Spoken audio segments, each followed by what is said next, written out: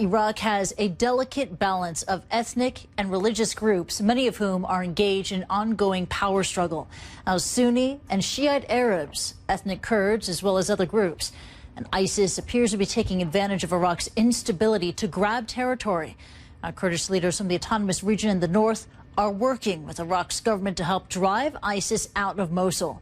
At the same time, Kurdish forces have taken control of Kirkuk after it was abandoned by Iraqi soldiers under pressure from militants. Now, the Kurds regard Kirkuk as their historical capital. Now, earlier, I spoke to our senior international correspondent, Nick Robertson, about those deepening divisions we're seeing and how this volatile situation could play out.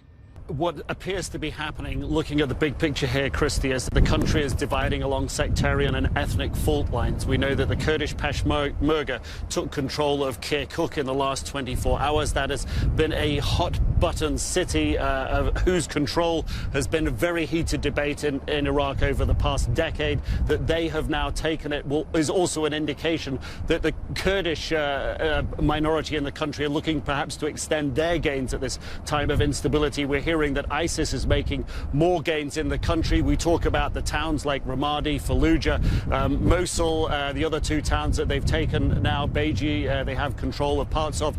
We should also look at the areas of influence that they now have and hold sway in much of Al-Anbar and much of Nineveh and other provinces across the country. The country really is, it appears at the moment, as we hear Shia militias are being stood up in Baghdad to be to deploy and protect Shia shrines around the country. You get the sense that this is really a division now opening up along these sectarian and ethnic fault lines. Perhaps one of the most telling videos that has been put out that shows ISIS parading, if you will, in Mosul, its military gains on the battlefield, towing away 4 big howitzer guns. These are big battlefield weapons.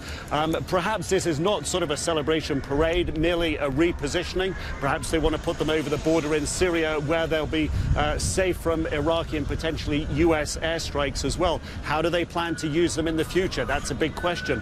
Perhaps they're not planning to stand and fight for these military bases they've taken, merely loot them. That, again, depends on their style of fighting. One of the most telling things about that video is the number of people out on the streets filming this ISIS so-called parade of military hardware.